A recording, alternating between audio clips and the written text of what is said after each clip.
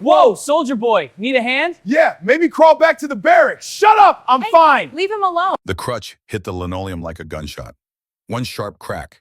Then the sound of a body following it down, the dull, heavy impact of a man who had already learned how to fall without crying out. Then came the laughter. Not nervous laughter, not the uncomfortable kind that escapes people when they witness something they shouldn't have seen. This was theatrical, performed. The kind of laughter that requires an audience that feeds on silence and shame the way a fire feeds on dry wood. The morning crowd at Harlow's Diner went absolutely still. Phones stayed in pockets. Eyes dropped to plates. A disabled veteran lay sprawled on the floor of a public restaurant in Graymont, Ohio, while two teenagers in designer jackets treated him like a punchline. And nobody, not one person in that room, moved to help him. Nobody except the woman in the corner booth. Her coffee had gone cold an hour ago. She was still wearing her hospital badge clipped crooked to the collar of scrubs that hadn't seen a washing machine in 2 days. She had been awake for 31 hours. Her shift at the ICU had left marks on her that wouldn't fade for days. Her name was Claire Weston. She was 34 years old. She was a former United States Army combat medic with 3 deployments, 14 confirmed battlefield saves, and a Bronze Star she had never once opened the box to look at. And she was about to make a decision that would cost her everything she had built. For this story is over, someone is going to prison. But it will not be the person you are thinking of right now. There is a small metal box sitting in the glove compartment of Claire's car parked outside in the October cold. She has carried it for 8 years without opening it. By the time this day ends, she will finally understand why she couldn't. But first, you need to understand the woman herself. Claire Weston was born in Dayton, Ohio to a high school teacher and a man who drove long-haul trucks and was home 11 days out of every 30. She was not the kind of child who announced herself in rooms. She was the kind who watched, who cataloged, who noticed the details that other people walked past without seeing. She enlisted at 22, not out of patriotism, though she had that too quietly the way people carry faith. She enlisted because her father's truck had gone off an icy highway overpass in February of her junior year of college, and 4 months later, her mother had followed him in a way that wasn't an accident, but was ruled one anyway. Student loans, no family, no direction. The Army offered purpose. It offered structure. And it offered eventually a path toward medical school that her own bank account could never have funded. What it gave her instead was something she hadn't asked for. It gave her Helmand Province, Afghanistan, 3 rotations between 2013 and 2017. It gave her the education of watching people die and understanding on a cellular level that the difference between living and dying is often not fate or God or timing. It is the person who refuses to stop moving, the person who keeps pressure on the wound when everything in their body is screaming to let go. She became that person. In the language of official documents, Claire Weston was decorated for valor during a convoy attack in Helmand Province, in which she treated 11 casualties under direct enemy fire. She prevented the deaths of 3 soldiers who by any clinical measure should not have survived. She was cited for remaining in an exposed position for 47 minutes while waiting for medevac, never leaving the wounded, because leaving would have meant releasing pressure on wounds that could not afford to wait. The citation used words like extraordinary courage and selfless dedication. What the citation did not capture was the other side of that night, the 3 men she could not save, the sounds they made. The weight of a hand going slack under yours when you have done everything a human being can do, and it is not enough. She wrote their names on a piece of paper that night, small, precise handwriting.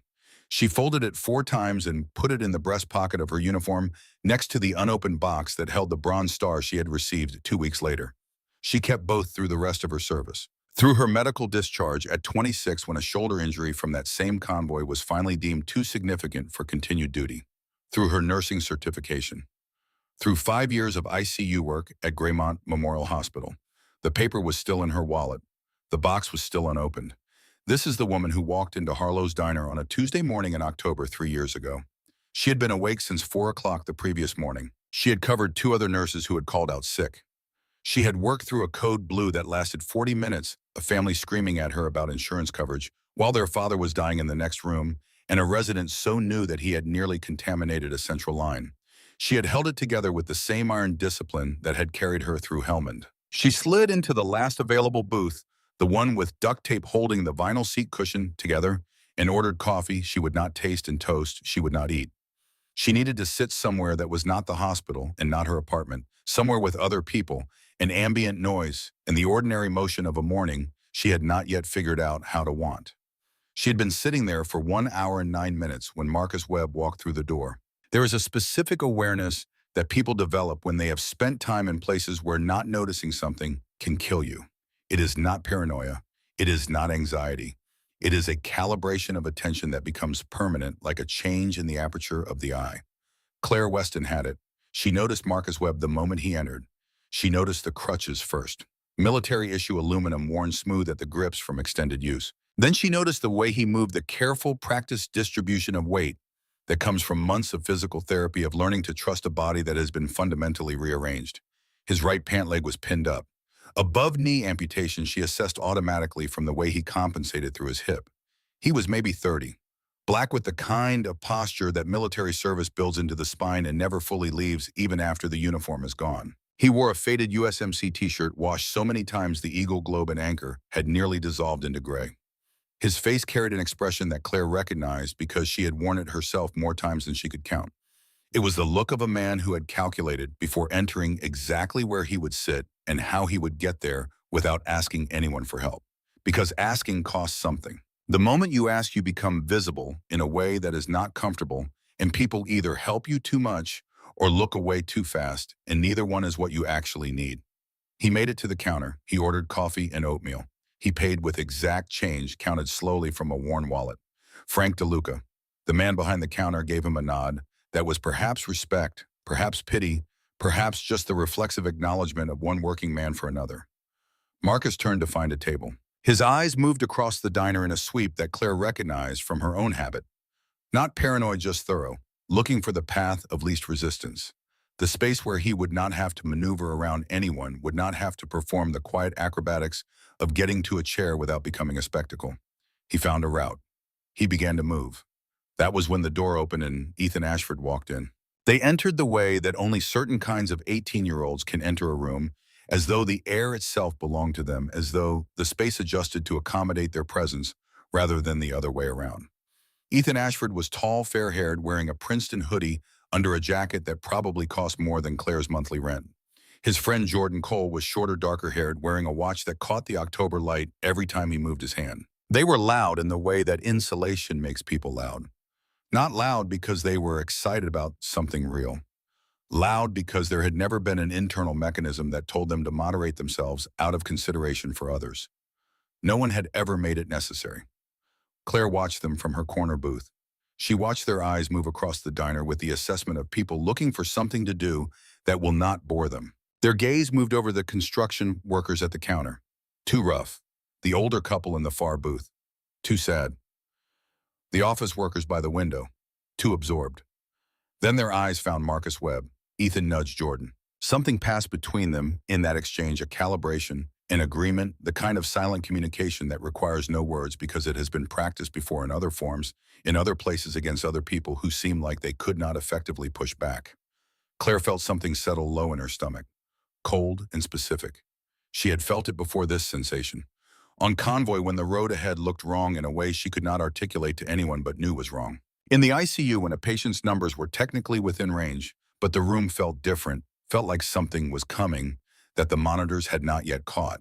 It was her body telling her that what was about to happen had already been decided by someone who would not bear the cost of it. "Excuse me, Marcus said quietly, trying to navigate around a waitress carrying 3 plates.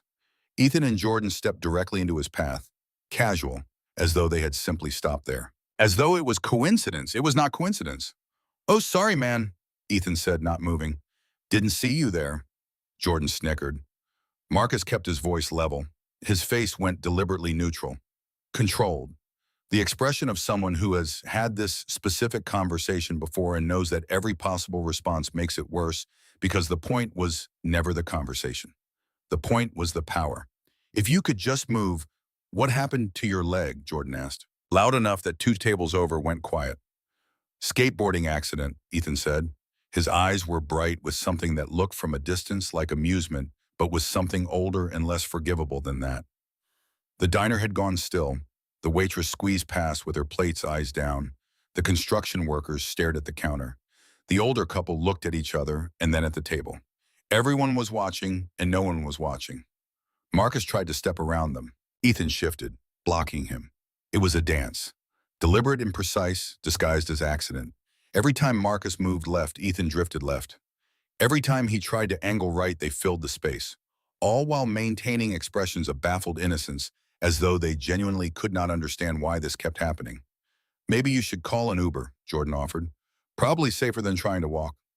Ethan laughed at that, full performative. The kind of laugh built for an audience. Claire's hands tightened around her coffee cup. She had seen this mechanism before.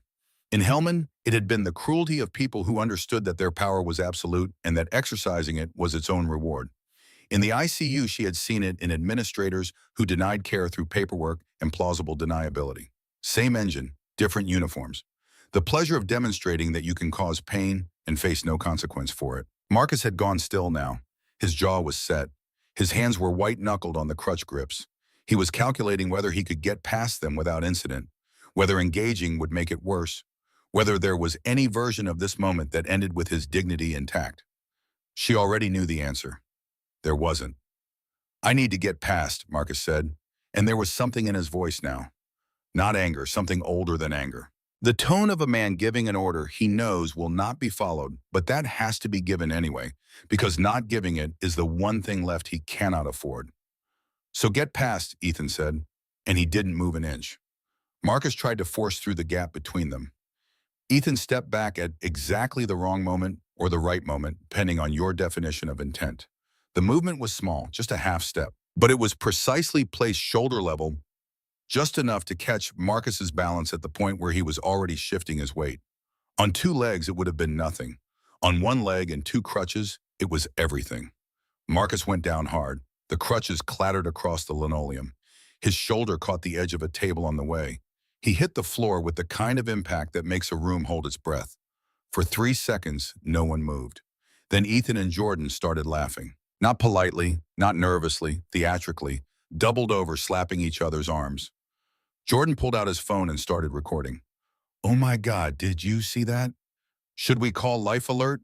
Help, Ethan gasped between laughs, doing a voice. I've fallen and I can't get up. That was the moment, that specific moment.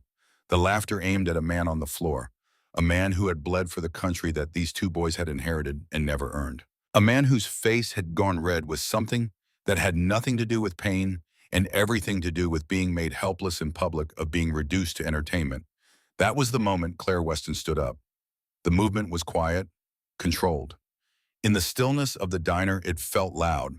She walked toward Marcus the same way she walked toward every patient in crisis, no rushing, no hesitation, the steady pace that says I am here and I am not leaving. She knelt beside him, her joints aching in protest. She retrieved his crutches. She checked them for damage, checked him for injury, ribs, shoulder, wrist. Are you hurt? She asked. Her voice was pitched for him alone. Marcus shook his head, not trusting his voice. Anything broken? No, he managed. Just embarrassed. Nothing to be embarrassed about, she said. She meant it in the way that things are meant when they cost something to say. Oh, how sweet, Ethan said from above them. His voice had gone performative again, playing to an audience watching through the curtain of their own discomfort. Is he your patient? Does he need his diaper changed too? Claire stood up. When she turned to face them, something in her posture had changed. Not aggressive, that is not quite the right word. What changed was the quality of her stillness. The studied neutrality that signals to anyone trained to read it that what you are looking at is not a person who has lost their composure. It is a person who no longer needs to maintain the pretense of it. Ethan and Jordan were too young, too insulated, too confident in their own invulnerability to recognize what they were looking at. You need to leave, Claire said. No heat, no performance, just flat statement of fact the way a physician states a diagnosis. Or what Jordan said. You're going to fight us too on one last chance, Claire said. Ethan stepped forward. He used his height consciously, deliberately leaning into the 6-inch differential between them. Invading her space in the way that is meant to communicate that he was bigger, stronger, and that she should understand her place in the geometry of this moment. He was right about the size difference. He had more than 50 pounds on her and nearly a foot in height. She had been awake for 31 hours. Her back ached. Her legs ached. Every reserve she had was already depleted from the shift before. 31 hours without sleep is nothing compared to 3 deployments. And tired does not mean helpless. Ethan made his mistake. He reached out and wrapped his hand around her wrist. Not hard enough to cause pain, just hard enough to establish control. Just hard enough to remind her of the hierarchy he believed existed between them. His grip lasted exactly 1.5 seconds. Claire rotated her wrist against his thumb, the weakest point of any grip drilled into her body through years of repetition until it required no thought at all. She broke free. Her other hand locked onto his wrist before his brain had finished processing the surprise, and she stepped backward, pulling him off balance using the forward momentum he had already committed to. Basic Combatives, Level 1, straight from the Army Field Manual. She had taught this to recruits fresh out of basic training. She could do it half asleep. She nearly was. Ethan hit the floor on his knees. His arm twisted at an angle that stressed the shoulder joint without quite damaging it.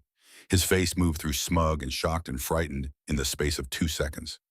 Jordan rushed her. She saw him in her peripheral vision. He was telegraphing every step, shoulder-squared hands out the sloppy forward charge of someone whose body had never been required to be precise. She waited until he was committed, until his full weight was moving forward and there was no recovery.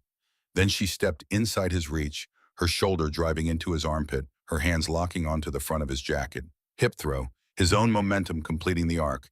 He went up and over. He landed on his back hard enough that the air left his lungs in a single audible burst. The whole sequence took 8 seconds. 2 boys on the floor. 1 nurse standing between them and the veteran they had come to perform their cruelty upon. The diner was silent. Someone started clapping. Slowly at first, then others joined.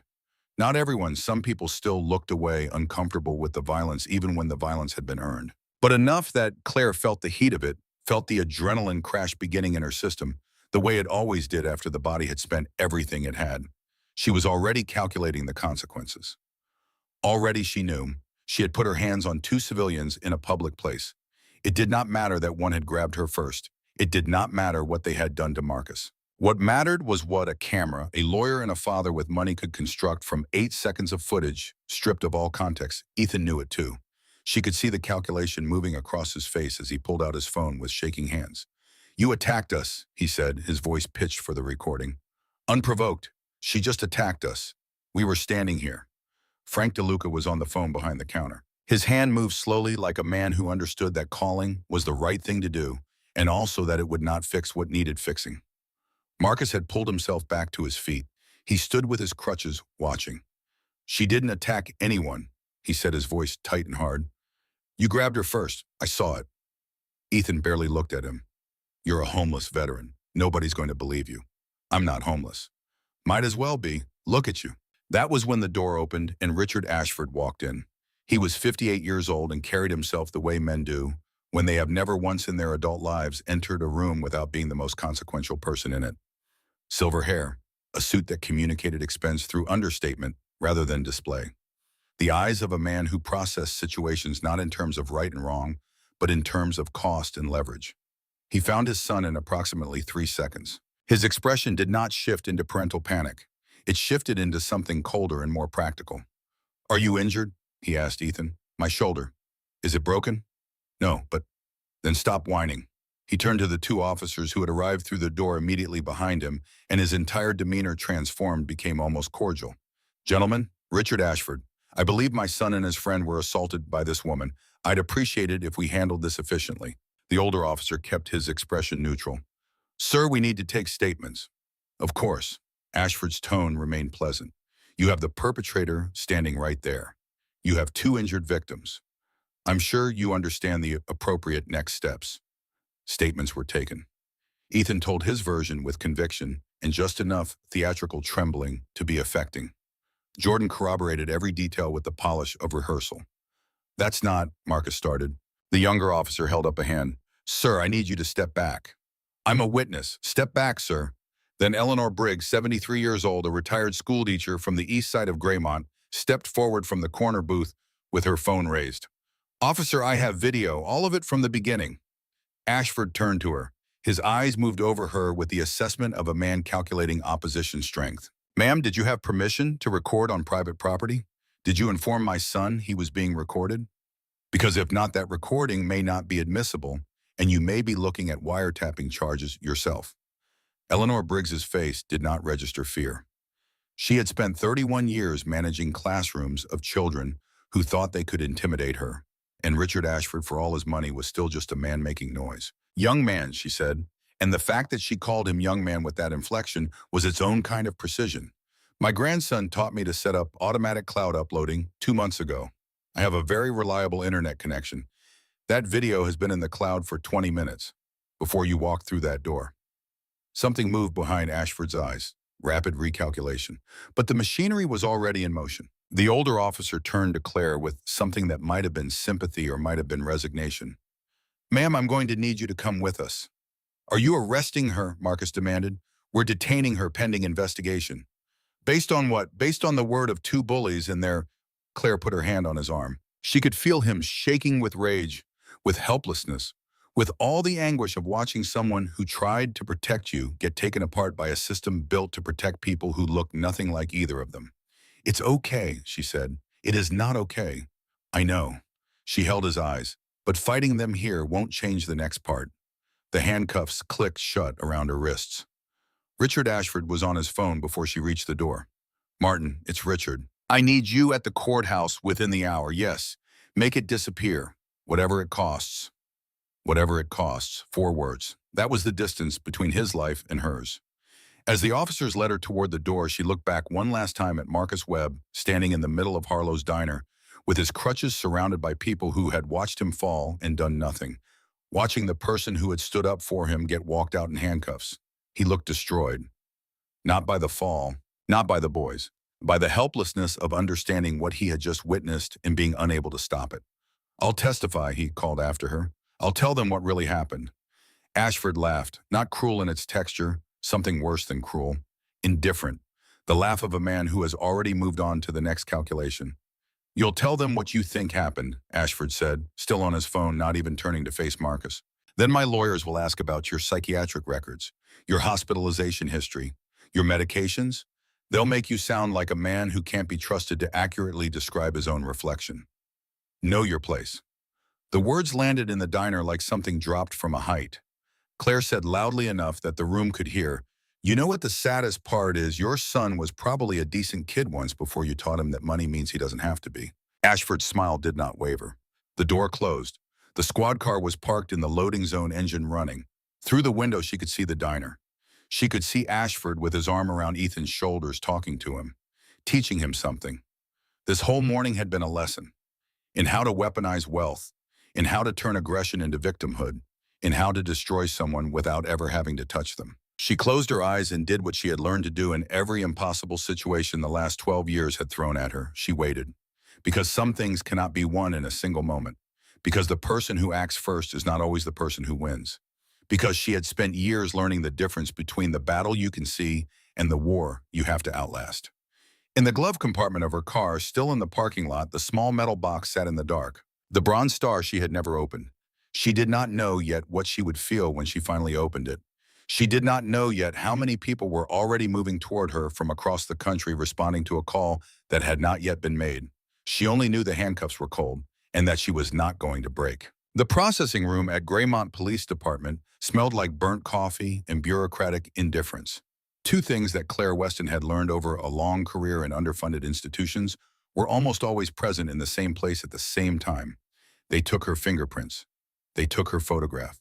They took the contents of her pockets and put them in a manila envelope and wrote her name on the outside in ballpoint pen that was running out of ink. The booking officer did all of this with the practiced efficiency of someone who had stopped seeing people sometime in the previous decade and now processed only cases. Claire watched herself go through it from a distance that felt almost clinical. This is shock, she noted, not the medical crisis kind, the ordinary human kind, the cognitive flatness that arrives when the mind encounters something it cannot immediately integrate. The holding cell was painted the shade of beige that only institutional spaces achieve, not chosen for beauty or warmth, but for durability and the quality of a color that cannot be accused of making anything worse. The metal bench had been cold for years before Claire sat on it and would be cold for years after. She sat. She waited. She was good at waiting. 2 cells over, a man was arguing with someone who was not there. Down the corridor, a drunk was attempting a song that might have been country music. The sounds echoed off concrete and steel into a frequency of human misery that Claire had heard variations of before in field hospitals and trauma wards, in places where people end up when every other option has already failed them. She was still sitting there measuring time by the shift of light through the narrow window near the ceiling when Detective Patricia Haynes walked through the door. Haynes was mid-40s with the kind of face that has seen enough to have stopped being surprised by most things, but has not yet become cruel about it.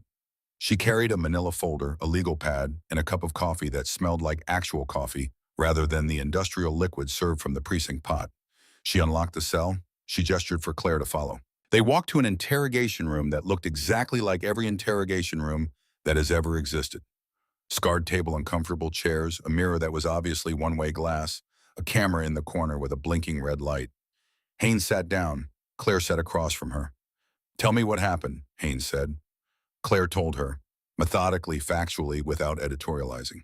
She described the positioning of Ethan and Jordan in the aisle, the deliberate pattern of blocking. The fall, the laughter, the phone recording, the grab, the throws. She kept her voice level throughout the way she kept it level in the ICU when describing a patient's status to a physician. When she finished, Haynes opened the folder and slid photographs across the table. Crime scene photos, the diner from multiple angles, close-ups of the two boys showing bruising redness and minor swelling. Nothing that would require more than ice and 2 days of discomfort. "You did this," Haynes said. "It was not a question. I defended myself after one grabbed me and the other rushed me. You have military training." "Army medic, 3 deployments, basic combative certified." Haynes made a note. "Long shift before this, 31 hours. Tired enough to misjudge a situation, overreact." Claire held the detective's gaze. "Tired enough to want coffee. Not so tired that I imagine watching 2 teenagers knock a Marine to the floor for their own entertainment." Haynes pulled out another photograph. Someone in the diner had caught Claire mid-throw on their phone, grainy, imperfect, but the image was there. The angle showed her response to the grab, not the grab itself. "This looked like self-defense to you?" Haynes asked. "It looks like Army combatives applied at the moment of physical contact from an aggressor. Check the security footage. You'll see him reach for my wrist first." "I did check the security footage." Haynes's voice was not unkind. It was honest, which was something different. "The angle is poor, could read either way depending on who's doing the reading. Then check with the witnesses. Multiple people saw what happened." "I talked to witnesses. I got 6 different versions depending on who I asked." Haynes leaned back. "The older couple says the boys knocked down the veteran. The construction workers say there was an altercation but weren't looking when it started. The office workers were on their phones. The counterman was in the back, and Richard Ashford's son has a very consistent story about being attacked by a stranger." "What about Marcus Webb?" Mr. Webb gave a statement. A pause, brief but weighted. "He also has a documented psychiatric history, 2 involuntary holds in the past 3 years, current prescriptions for anxiety and PTSD-related conditions. Ashford's attorney has already filed a preliminary motion to challenge his competency as a witness." Claire felt the floor of the situation shift beneath her. Not collapse shift. The sensation of understanding that the terrain is less stable than it appeared. "You're going to discount him because he's struggling. I'm going to weigh his testimony against other evidence. That's my job. Your job is to find the truth. My job is to build a case that can survive a courtroom. Truth and prosecutability don't always live in the same house." Haynes slid another document across the table. "This is a statement from Richard Ashford's attorney. Full charges, assault and battery, potentially elevated to aggravated assault given your military background. Civil suit for medical expenses, emotional damages, pain and suffering." She paused. "There's an offer. Plead to simple assault, suspended sentence, community service, record expunged after 1 year. You apologize publicly and agree to no contact with the boys. They drop the civil suit. You walk away with your freedom. And my nursing license." Haynes's silence was its own answer. "What happens if I refuse a trial? 2 to 5 years if convicted, plus whatever the civil suit generates. You lose the nursing license regardless during proceedings." Haynes stopped. Something moved briefly across her face before being professionally contained. "You lose everything you've built, all of it, because you decided to intervene in a situation that, from a legal standpoint, you could have walked away from." The room was very quiet. Claire was thinking about a morning in Helmand Province 6 years ago, about a sergeant who was mistreating a local interpreter, about the cost of speaking up versus the cost of staying silent, about the fact that staying silent had its own cost paid in blood by 3 soldiers a week later, when the interpreter walked away and took his knowledge of the local terrain with him. Silence is not neutral. Silence is a position. It just disguises itself better than the alternatives. I need to make a phone call, Claire said. The payphone in the corridor looked like a museum piece. Claire picked up the receiver and dialed a number she had not dialed in 3 years. It rang 4 times. She was preparing herself for voicemail when the line connected. "This is Captain Dana Reeves." Claire's throat tightened in a way she had not anticipated. "Reeves, it's Claire Weston." The silence on the other end lasted long enough to mean something. Then quieter. "Weston, where are you? Graymont City Detention. I need help." She gave the short version. The diner, the veteran, the fight, the arrest. Reeves listened the way she had always listened, without interrupting processing information, the way a tactical mind processes it, looking for the structure beneath the immediate report. When Claire finished, Reeves was quiet for 4 seconds. "Then you put your hands on Richard Ashford's kid. After he put his hand on me." "I know, that's not the issue. The issue is that everyone in Graymont County knows who Richard Ashford is, and nobody knows who you are, and that gap is the entire problem right now." A pause. Reeves in planning mode was a specific sound, settled focus like an instrument tuning itself. "Your Bronze Star, your discharge papers. Do you have access to them?" "At home. 7 commendations total. Bronze Star 3 Army Commendation Medals, 2 with Valor Device, 1 Meritorious Service Medal." Another pause. "Because I wrote 2 of the recommendations myself. Don't take the plea deal, Weston. Don't admit to anything. Ask for counsel and invoke your right to remain silent. Then sit tight." A brief pause. "I'm making some calls. There are people who owe you things. Let me work." "Reeves, I can't ask." "You're not asking. I'm telling. Sit tight." The line disconnected. Claire stood for a moment with the receiver in her hand. She was not a person who had ever found it easy to let others carry weight she believed was hers. She had spent most of her adult life being the person who showed up, who stayed, who kept pressure on the wound when everyone else had stepped back. Being the one who needed help from the other direction was a grammar she had never fully learned. She put the receiver back on its hook and let the officer lead her to the holding cell. She sat on the metal bench. She waited. What she did not know in those hours was what was happening on the other side of the city. Marcus Webb had not gone home. After the police car pulled away and Richard Ashford departed with his lawyers and his son, Marcus had stood in the middle of Harlow's diner for a long moment. Frank DeLuca had offered him the seat he had been trying to reach before all of it started. He sat. He drank the coffee that had gone cold. He stared at the table. He had given a statement to the officers. He had told them what he saw clearly, without equivocation, the way he had been trained to report under pressure. He had watched the younger officer's face while he talked, and he had understood from that face what his testimony was worth to the official machinery that had just been set in motion by a man with a phone full of lawyers. He had seen that face before, not on police officers, on VA caseworkers, on benefits reviewers, on the expression of people who are technically required to help you and are looking for the most efficient way to not do that. He left Harlow's at 10:30. He drove to his apartment. He sat in his car in the parking lot for 45 minutes without going inside, because inside was the letter. The VA rejection, the 4th one, the one that had driven him to the diner in the first place. The letter was not just a rejection of his benefits claim. In the exhaustion of that morning, it had felt like a verdict on something larger than paperwork, on whether anyone in the apparatus of the country he had served was ever going to see him as something other than a file number with complications. He did not go inside. He picked up his phone. There was a number he had been given at his last group session, a veterans support line staffed by volunteers open around the clock. He had written it in his phone a month ago and had not called it because calling felt like admission, and admission felt like weakness, and weakness felt like one more thing to add to the ledger. He called it. It rang twice. "Veterans Connect, this is Douglas Holt." The voice was steady and specific, not the performed warmth of a call center script, but the real thing. The sound of someone who has learned to hold space for a certain kind of weight because they know its texture from the inside. Marcus told him some of it, not all of it. The diner, the woman who had stood up, the handcuffs, the look on Claire Weston's face as they walked her out. Holt listened. Then he said, "I need you to tell me her name."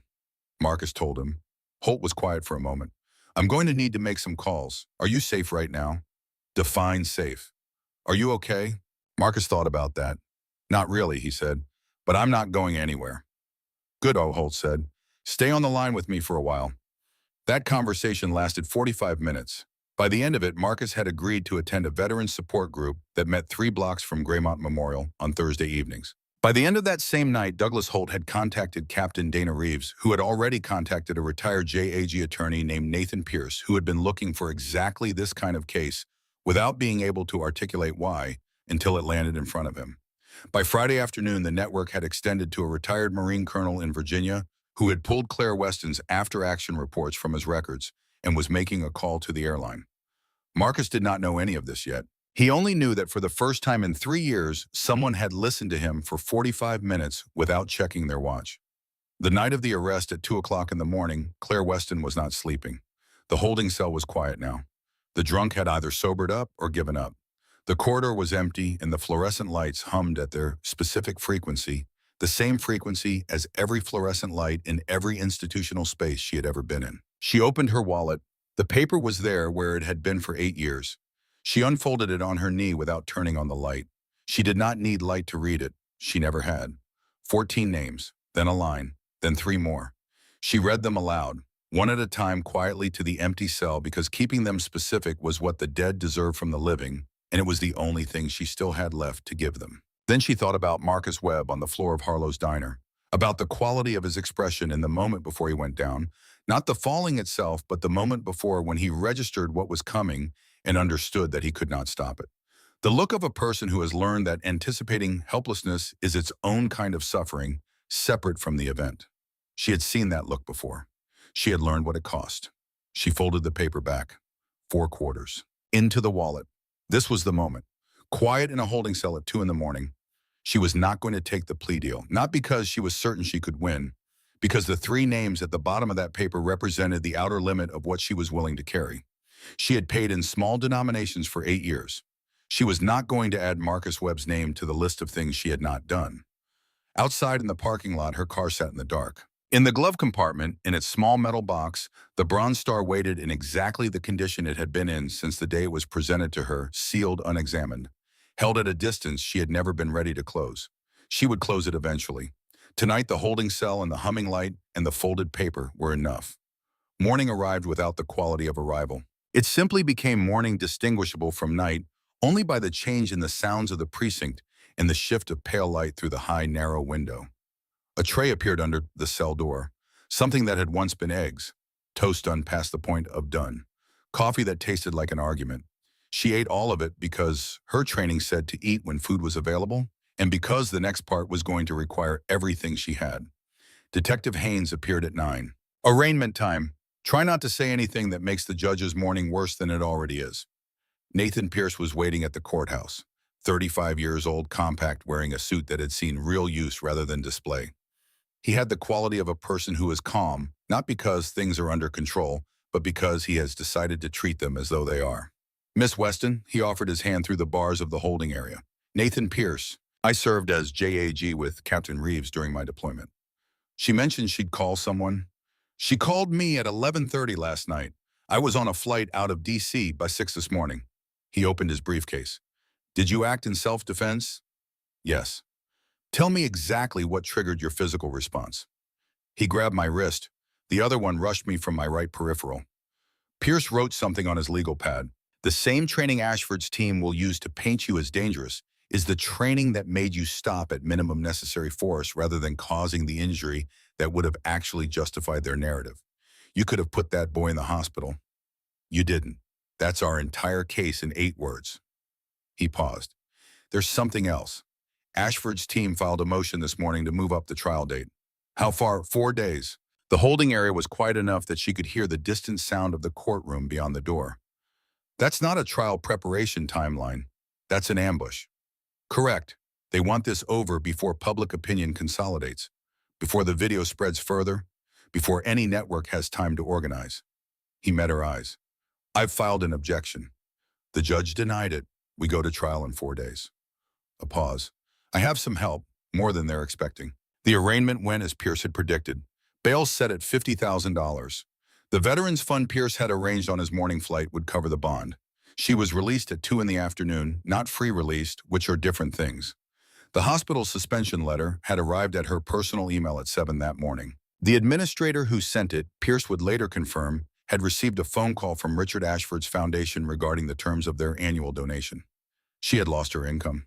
She had lost the work that was the scaffolding of her days. She had 4 days. Pierce walked beside her toward the parking lot, his phone in his hand. He put it in his pocket with the expression of a man who has just been told something that shifts a calculation. Security team found a GPS tracking device on your car this morning, he said. Professional grade, not available at consumer level. Claire stopped walking. Eleanor Briggs received a threatening phone call last night from an unregistered number. 2 of the construction workers from the diner were notified this morning that they're being audited by the IRS, both of them the same day after filing no irregularities last year. He paused. Frank DeLuca received a visit from the county health inspector, Harlow's first inspection in a decade. The October air was very still. He's not fighting the case, Claire said. He's eliminating the case. Yes. He's going after every person who could speak against him. Yes. She thought about Marcus Webb giving his statement, watching the officer's face. She thought about Eleanor Briggs standing in the diner with her phone raised, completely unafraid. She thought about what it cost people without money to stand in the way of people with it. Will it work? She asked. Pierce was quiet for a moment. It might work against some witnesses, he said. It won't work against the person who has his entire playbook on a hard drive and is now sitting in an FBI field office in Columbus because Richard Ashford scared him more than we did. Claire turned to look at him. The private investigator Ashford hired to manage the witness intimidation had a crisis of self-preservation last night, Pierce said. He reached out to a contact. The contact reached out to me. He has recordings, financial records, emails discussing in specific language how to discredit you, how to neutralize Marcus Webb's testimony, and how to approach members of the jury pool through intermediaries. Pierce paused. Richard Ashford is meticulous about documentation. It's a quality that serves him very well in business. And in court, Pierce said, it will serve us. Douglas Holt was standing beside a car at the edge of the parking lot wearing a Veterans of Foreign Wars cap and a jacket with a 3rd Battalion insignia. He had driven 3 hours from Columbus that morning because Marcus Webb had called a hotline. He had a list in his pocket printed from emails received through the night, 412 names. Veterans from 37 states who had seen Eleanor Briggs's video and responded to the simple message that one of their own needed backup. He introduced himself. He showed her the list. She looked at 412 names of people she had never met who were already moving toward her. She felt for the first time in a long time like she was not the only person on the perimeter. Her car was where she had left it 2 days ago, unmoved patient. The glove compartment, the small metal box. She put her hand on the door handle and paused. There's something in my car, she said. I've carried it for 8 years without opening it. Pierce did not ask what it was. He seemed to understand that it was not a question that needed an answer right now. When you're ready, he said. She was not ready yet, but she was closer than she had been in 8 years. She started the engine and drove home through the ordinary streets of a city that had no idea what was coming for it. Thursday came in cold and clear, the kind of October morning that commits fully to the chill and the low angle of the light and the air that smells like something ending. Claire Weston was up at 5. She had slept for 11 hours across 2 nights, not enough to undo everything, but enough to restore the functional clarity she would need for what was coming. She showered. She put on the gray slacks and white blouse that Pierce had approved 3 days ago. She stood at the bathroom mirror and looked at herself for a long time. She looked older than she had a year ago. She looked like someone who had been through something and come out the other side not unscathed but upright. She looked, she thought, like exactly who she was. She drove to the courthouse. The plaza came into view 2 blocks away, and she slowed without meaning to because what she was seeing did not immediately process as something that belonged in the ordinary world of courthouse mornings and parking meters. They were standing in formation. Not gathered, not milling around. In formation, the specific organized stillness of military bearing, ranks and files branch by branch. Marine Corps dress blues in precise rows. Army greens beside them. Navy whites. Air Force service dress. All of them facing the courthouse steps with the collective immobility that requires discipline to maintain and communicates to anyone who knows how to read it that the people holding it have chosen this posture deliberately and will hold it as long as necessary. Pierce had told her 500 confirmed. She was looking at more than that. She parked. She got out of the car. She walked toward the building and the formation parted in front of her, creating a quarter, and not one of them spoke. Not one of them broke rank. But every single one of them, as she passed, turned their eyes to her. And in those eyes, she saw something she had not expected to feel on a courthouse plaza on a Thursday morning. She felt seen, not the uncomfortable visibility of the past week, the kind that comes with court documents and her name attached to words like perpetrator. This was different. This was recognition from people who understood from their own specific experience exactly what it cost to stand in a certain way at a certain moment. Who knew the weight of it? Who had come from 37 states to say without words that the weight was not being carried alone? She walked through the corridor. She did not cry. She came close. She kept walking. The courtroom on the third floor was packed before the doors officially opened. Veterans filled the gallery, shoulder-to-shoulder dress uniforms, creating a wall of formal precision that made the room feel like something other than what it usually was. The press section held reporters who had driven or flown in from Columbus, Cincinnati, and 3 national outlets. The prosecution table held Miranda Cross and her team. Cross was 50, silver-haired, wearing a suit the color of deep water, moving through the room with the contained authority of someone who has won enough cases to have stopped being nervous before them. Richard Ashford sat behind the prosecution table in the front row of the gallery, flanked by 2 associates and his son. Ethan sat to his father's right, and he looked different than he had in the diner, smaller somehow. The particular inflation of borrowed confidence that had made him seem larger than he was in Harlow's had deflated over the past week, leaving something underneath that was younger and less certain. He was not looking at the gallery. He was looking at the table in front of him with the careful attention of a person who does not want to see what is around them. Marcus Webb was in the gallery behind the defense table in his dress uniform, ribbons on his chest. The new prosthetic leg connected through Douglas Holt's network 4 days ago allowed him to sit without crutches, leaning against the bench. He was sitting upright and still looking at the front of the courtroom with the deliberateness of a person who has decided to be present. Judge Harold Whitmore entered at 9 o'clock. He was 63, had been on the bench for 17 years, and had developed the expression of a man who has seen every variety of human behavior and has chosen as a matter of professional survival to be surprised by none of it. He surveyed the packed courtroom with raised eyebrows that communicated mild exasperation rather than alarm. "This is quite the attendance," he said dryly.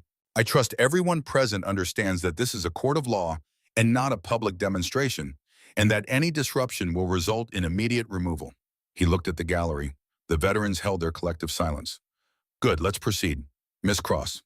Miranda Cross delivered her opening statement with the practiced fluency of a person who has spent decades shaping narratives in rooms like this one. She built her central argument on a foundation that was not without structural logic, that Claire Weston's military training had produced a person dangerous in civilian contexts, who perceived threat where none existed, and who had responded to a verbal confrontation with disproportionate physical violence against 2 young men entirely unprepared for it.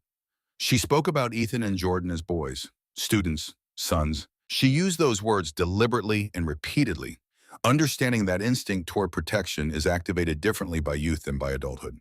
She gestured to where they sat, and she let the jury look at them, 18 years old, sitting quietly composed in the way of the coached. And she told the jury that these 2 boys had walked into a diner for breakfast and left traumatized by the violence of a stranger. It was a good opening, not honest, but good. Nathan Pierce rose for the defense. He did not match Cross's theatricality. He walked to the jury box and stood in front of 12 people and spoke to them the way he would speak to a person he respected. He told them who Claire Weston was, not in a biographical catalog of accomplishments, but in the specific, concrete texture of her. He described a woman who had been awake for 31 hours when she walked into that diner. He described the weight difference between Claire and the 2 boys, 50 and 70 pounds, respectively. He played 30 seconds of Eleanor Briggs's video on the courtroom screens without commentary, and he let the jury watch Marcus Webb go down and watch the laughter that followed. Then he said, "At the end of this trial, you'll be asked whether protecting someone who cannot protect himself is a crime. I trust you'll reach the right answer." He sat down. The prosecution called Ethan Ashford first. Ethan had been coached well. His delivery was measured, his voice appropriately subdued, his account structured with the consistency of something rehearsed until it felt natural. He described Claire as volatile, aggressive, approaching them with evident hostility before any physical contact. He described his own grab of her wrist as a gesture of self-protection, an instinctive response to a threatening approach. Cross walked him through it gently with the maternal concern of someone tending to something fragile. Pierce rose for cross-examination. "Ethan," he said, "you testified that Marcus Webb lost his balance and fell on his own. Is that right?" Yes. Pierce played a segment of Eleanor Briggs's video. The jury watched Ethan and Jordan shifting position, deliberately filling every gap. Marcus tried to navigate the choreography of deliberate obstruction, playing out in real time on the courtroom screen.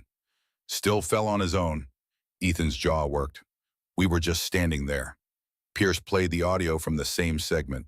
Ethan's voice clear and unmistakable. Skateboarding accident. Then Jordan. Maybe you should call an Uber.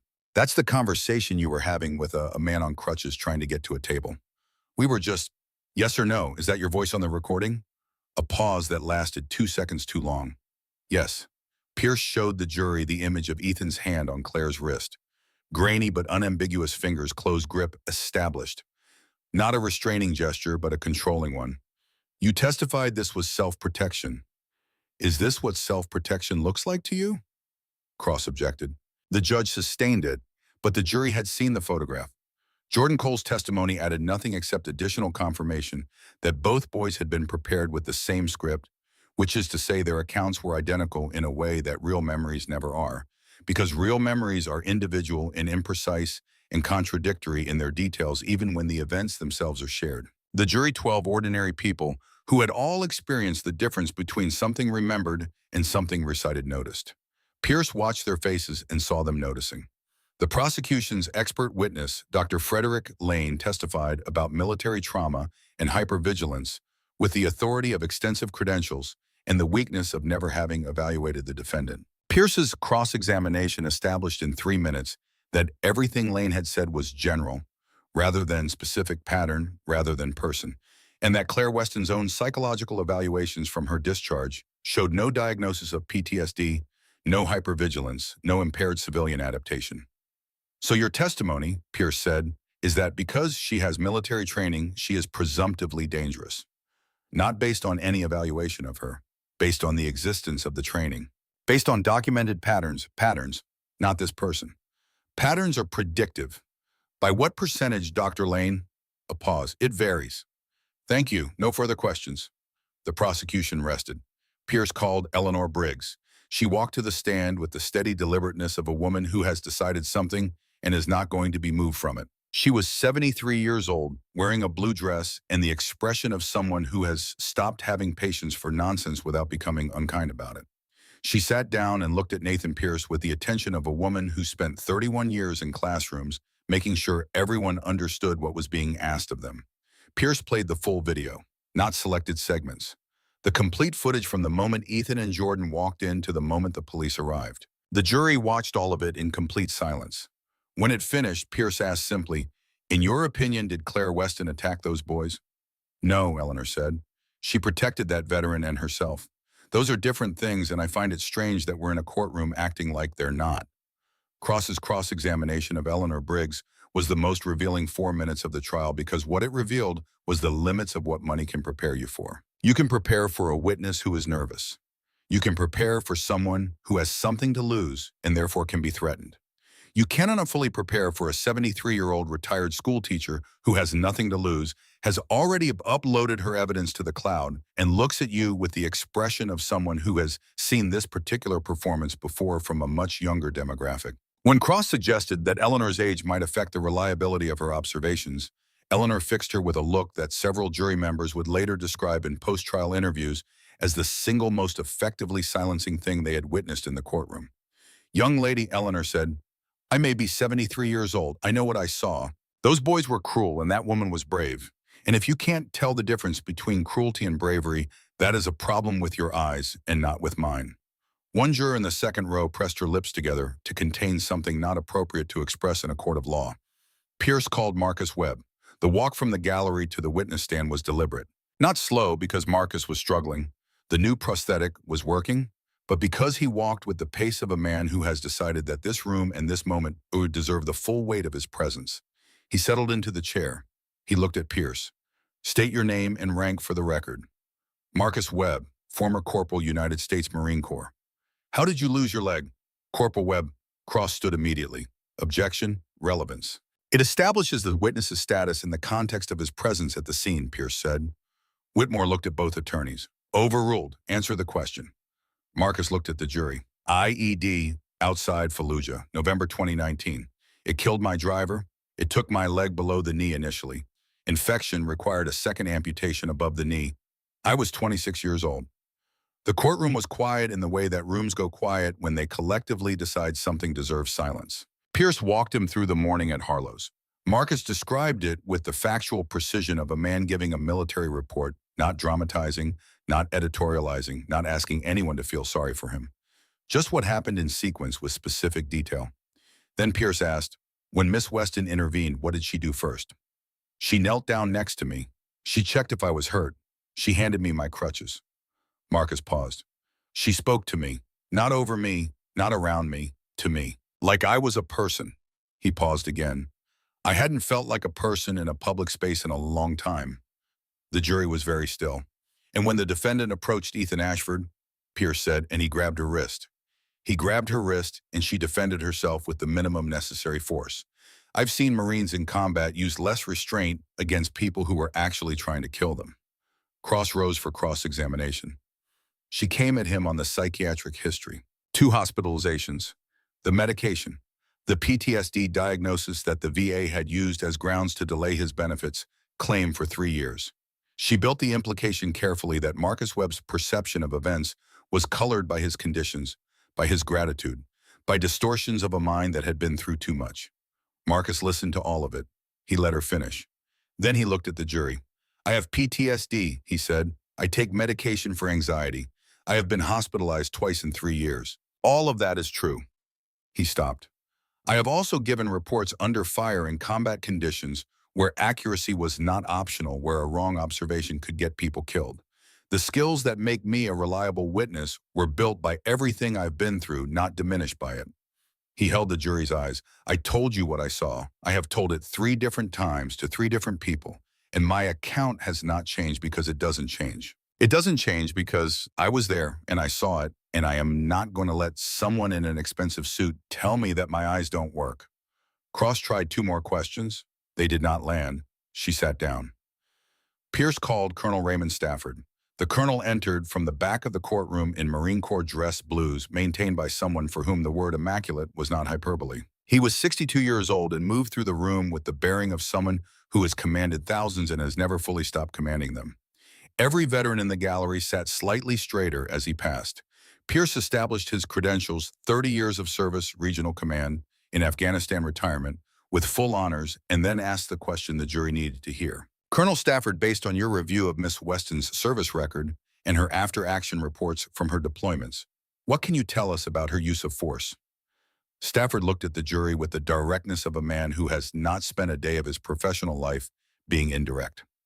I have reviewed over 400 after-action reports in my career. Claire Weston stood out, not for the number of engagements or complexity of operations. They stood out because in every single incident where she encountered a physical threat while performing medical duties, her response was calibrated, precise. She used what was necessary and she stopped. In your professional opinion, would she attack 2 unarmed civilians without justification? Stafford looked at Claire for a moment, then at the jury. If Claire Weston put her hands on someone, it was because they left her no other choice. And if they walked away with bruises instead of broken bones, it is because she showed more restraint than most people are capable of under those conditions. Cross's cross-examination of the colonel was brief and did not accomplish what she needed it to accomplish. She sat down earlier than she had intended. Pierce called Kevin Marsh. There was a quality to the silence that came over the courtroom when Kevin Marsh entered. He was 32 years old, traveling in a motorized wheelchair, moving with the practiced ease of someone who has learned to navigate spaces not designed with him in mind. He was wearing a jacket and tie and the expression of a man who has made a difficult decision and arrived at the place on the other side of it where difficulty has been replaced by something quieter and more resolved. He was sworn in. Mr. Marsh, Pierce said, how do you know Ethan Ashford? We were classmates at Westridge Academy. I was a junior. He was a junior. Can you describe an incident involving Ethan Ashford that occurred during that year? Cross was on her feet immediately. Objection, Your Honor. Prior incidents involving the alleged victim. Your Honor, Pierce said. Mr. Marsh is here to testify about his own experience, about events that happened to him personally. He has every right to speak about what he witnessed and endured. Whitmore looked at both attorneys for a long moment. I'll allow it. Proceed. Kevin Marsh looked at the jury. He spoke with the unhurried clarity of someone who has rehearsed this not as a performance, but as an act of finally saying something true out loud. Ethan and two of his friends thought it was entertaining to block the hallways between classes. I use a wheelchair. They would position themselves so I couldn't pass. Made me late to class repeatedly. When I reported it to the administration, nothing happened. He stopped. Then one afternoon when supervision was minimal, they pushed my chair down a flight of stairs. The courtroom held itself completely still. The fall fractured 2 vertebrae. I spent 2 months in the hospital and 4 months in rehabilitation. I came close to not walking again. In the end, the nerve damage was too extensive for full recovery. Pierce let that settle. What happened to Ethan Ashford as a result? Nothing. Richard Ashford's attorneys contacted my family within 48 hours. They offered to cover all medical expenses and a settlement in exchange for a non-disclosure agreement. My family could not afford to fight. We signed. And Ethan Ashford, transferred to another school, Richard Ashford donated a new science building to Westridge the following semester. Ethan was never disciplined, never charged, never required to acknowledge what he had done to anyone. Kevin paused. I signed a non-disclosure agreement. I am aware that by testifying here today, I am in breach of that agreement. I am aware there may be legal consequences. He looked directly at Richard Ashford for the first time. Ashford's expression remained the controlled, evaluative blankness of a man processing a development and calculating his response. I signed that agreement because my family was afraid, Kevin said. I spent 4 years being afraid. Then I watched a video of a disabled veteran being knocked to the floor by a boy I recognized, and I watched the same machinery start up again, and I decided I was more tired of being silent than I was afraid of the consequences. Cross's cross-examination was methodical and ultimately futile. She established that Kevin had received a financial settlement. Kevin acknowledged it without apology. She established that he was violating an NDA. Kevin acknowledged the violation without flinching. She had nothing left. Elizabeth Carr, the former principal of Westridge Academy, took the stand next. She was 61 years old, recently retired, and she testified with the quiet exhaustion of someone finally setting down a weight that had been too heavy for too long. She confirmed Kevin's account. She confirmed 3 additional documented incidents involving Ethan Ashford that had been suppressed through administrative pressure and financial influence. She described in specific detail the conversation in which Richard Ashford had informed her with perfect cordiality and absolute clarity that her continued employment at Westridge was contingent on her continued cooperation with his definition of appropriate outcomes. I have a pension, she said. I have a family. I made the choice I felt I had to make at the time. She paused. I have thought about Kevin Marsh every day since. Pierce rested the defense. Cross delivered her closing argument with professional composure that could not fully contain the structural problem at its center. The evidence no longer supported the narrative she had been hired to construct. She retreated to her strongest ground, the military training argument, the danger of vigilante action, and she made those points as well as they could be made given everything the jury had now seen. Pierce's closing was short.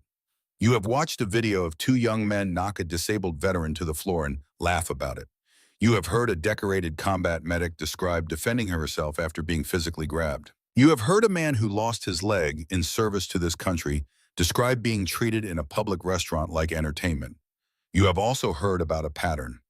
Not an accusation, a pattern documented, confirmed by witnesses who had nothing to gain from coming forward and a great deal to lose. He walked along the jury box, meeting each pair of eyes in turn. The prosecution wants you to be afraid of Claire Weston's training. I want you to understand that her training is exactly why 2 young men walked out of that diner with bruises instead of broken bones. She had the capacity to cause serious injury. She chose not to. That choice made in seconds under physical threat after 31 hours without sleep is not the action of a dangerous person. It is the action of a disciplined one. He returned to the defense table. Find her not guilty, not because it will feel good, because it is correct. The jury filed out at 3 in the afternoon. Claire sat at the defense table and looked at the middle distance and breathed. She had been in this room for 2 days answering questions, listening to her own life being debated by people who had known her for 72 hours. She felt scraped clean, emptied of everything that was not structural. What remained was the essential thing the decision made in the holding cell. The names on the folded paper, the architecture of who she was when everything else had been removed. Pierce sat beside her. He did not speak. He seemed to understand that speaking was not what was needed. 38 minutes later, the corridor door opened. not the jury room, the main door at the back of the courtroom. A woman in a gray coat entered early 40s carrying a leather briefcase, moving with the purposeful stride of someone who has made a difficult decision and is moving before she can reverse it. She walked directly to Nathan Pierce and placed a sealed folder in his hands. Pierce opened it. He read the first page. His expression did not change outwardly, but his jaw tightened in the way of a man absorbing something large. He went immediately to the clerk's office and filed an emergency motion. 22 minutes later, the jury returned. The four persons stood. Not guilty. The gallery did not erupt. The veterans did not cheer or shout. What they did was more precise than that. They rose, all of them simultaneously with the coordinated synchrony of people who have spent years moving together. They rose to their feet in complete silence, and they stood at attention and they held it, and in that holding, there was more eloquence than any sound could have carried. Claire felt Pierce's hand on her shoulder. She felt Marcus Webb behind her, and she did not turn around, but she knew he was there. Then Judge Whitmore's voice cut across the room and stopped everything.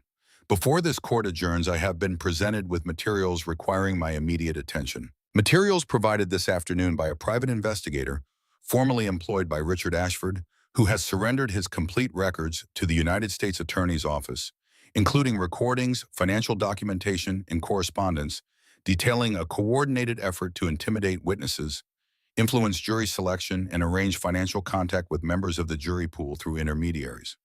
Whitmore looked directly at Ashford. The dry, studied neutrality of 17 years on the bench had been replaced by something harder and colder. Mr. Ashford, you are ordered to surrender your passport and remain within the jurisdiction. Federal agents are outside this courtroom. I would strongly advise you not to make their morning more complicated than it needs to be.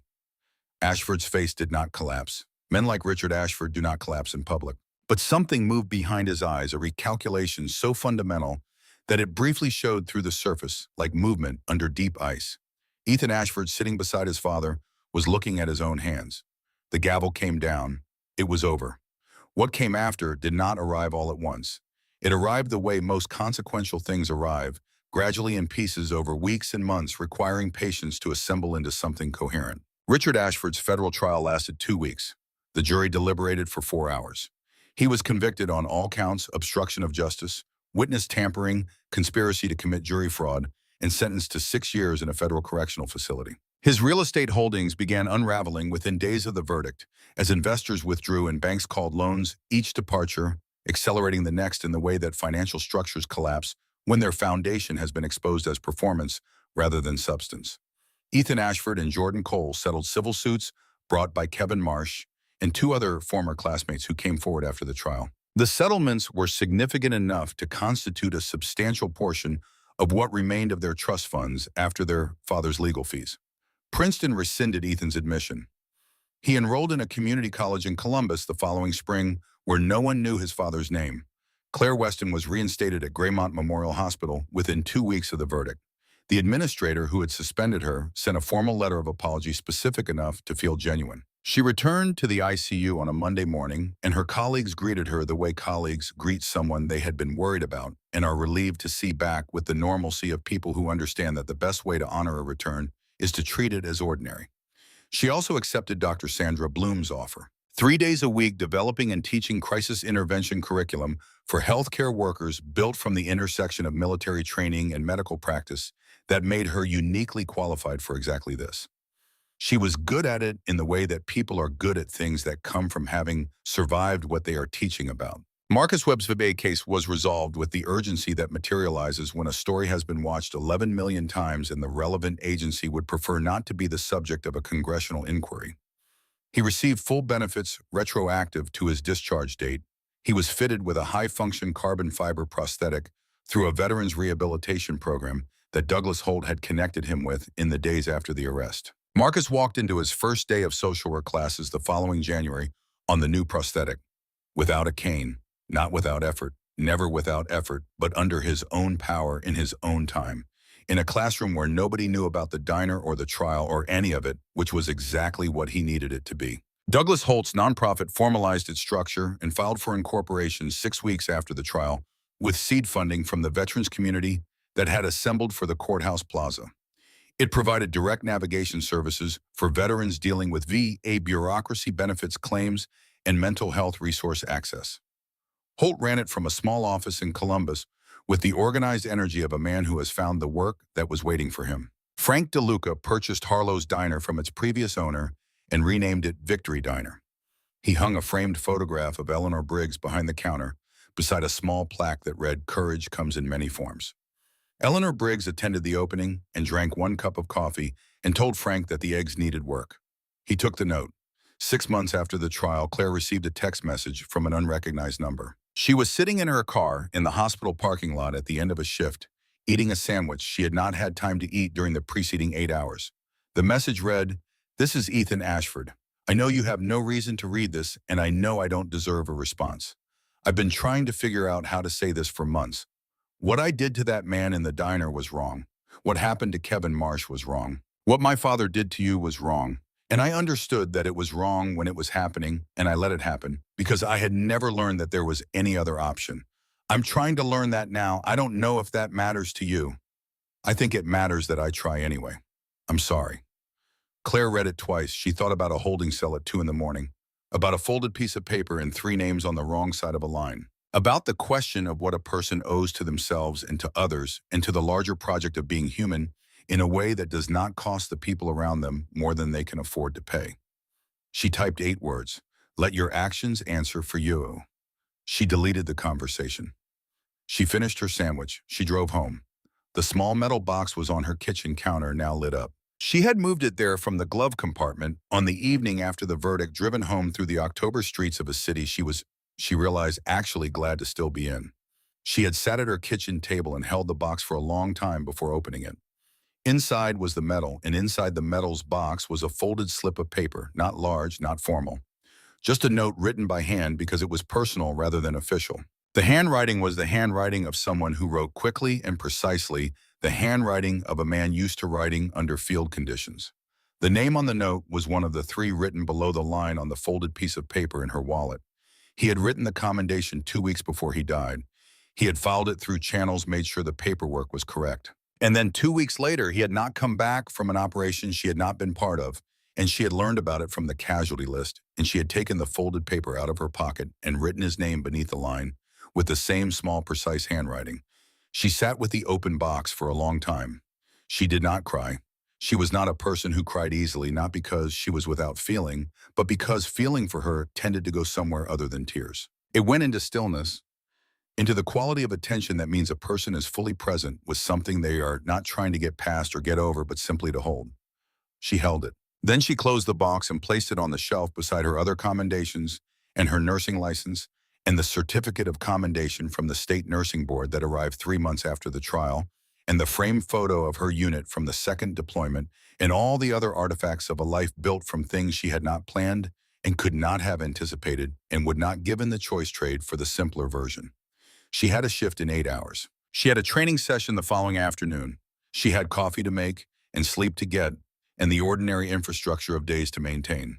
She made the coffee. She stood at her kitchen window and watched the lights of Graymont spread out below her and thought about Marcus Webb starting school in January and Douglas Holt's nonprofit and Eleanor Briggs telling Frank DeLuca his eggs needed work and Kevin Marsh in his apartment deciding one ordinary evening that he was more tired of his silence than he was afraid of breaking it. She thought about 400 people who had stood in formation on a courthouse plaza on a Thursday morning for a woman they had never met because they understood from the inside of their own experience that some things require bearing witness and that bearing witness is not passive, that showing up in silence in dress uniform when it would be easier not to is a statement as clear and permanent as anything said aloud. She thought about what Pierce had said to her in the parking lot after the arraignment when she told him about the box in her glove compartment. "When you're ready," he had said, and how she had not been ready then and had not known when she would be and had not predicted that readiness would arrive the way it did, not as a decision but as an arrival. The quiet recognition that the distance she had been maintaining between herself and a piece of her own history had been costing something she could no longer justify paying. She thought about a man she had never met, who had written a commendation for her 2 weeks before he died, who had made sure the paperwork was correct and filed it through proper channels and done everything right, who had not known that she would carry it for 8 years without opening it, who had simply done the thing that needed doing while he still had time to do it. She turned off the kitchen light.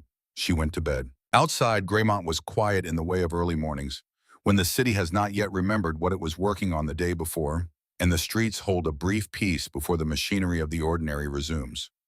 Somewhere across town, Victory Diner was dark, the photograph of Eleanor Briggs behind the counter, visible only as a shape in the low light from the street. In a Columbus apartment, Marcus Webb was asleep for the first time in weeks, without dreaming about the diner. In a federal facility, Richard Ashford was learning something his entire adult life had conspired to prevent him from learning, that there are rooms into which money does not follow you, and that the absence of it changes the quality of everything. And on a shelf in a third-floor apartment in Graymont, Ohio, a small metal box sat with its lid closed, its contents no longer sealed, but held now in the way that a person holds something they have finally decided to carry forward rather than carry away from. There is one more thing worth knowing. Ethan Ashford is currently working at a grocery store in suburban Columbus. He attends a weekly accountability group. He calls his mother on Sundays. No one at the store knows his father's name, or where he came from, or what he was. Whether that is the beginning of a different kind of man, or simply the continuation of a familiar pattern, wearing a new face, that question has no answer yet. Some questions don't. But here is what does have an answer. A man who had been knocked to the floor and left there was months later walking into classrooms. A woman who had been handcuffed in a diner was teaching other people how to stand. A boy who had spent 18 years learning that money exempted him from consequence was learning in a grocery store in suburban Columbus that it did not. And in the corner booth of a diner that had changed its name, the duct tape on the vinyl seat cushion had been replaced, and the coffee was better, and the eggs still needed work, and ordinary people came in every morning and sat down and were treated without exception like people, which is not a small thing, which is in the end the whole thing.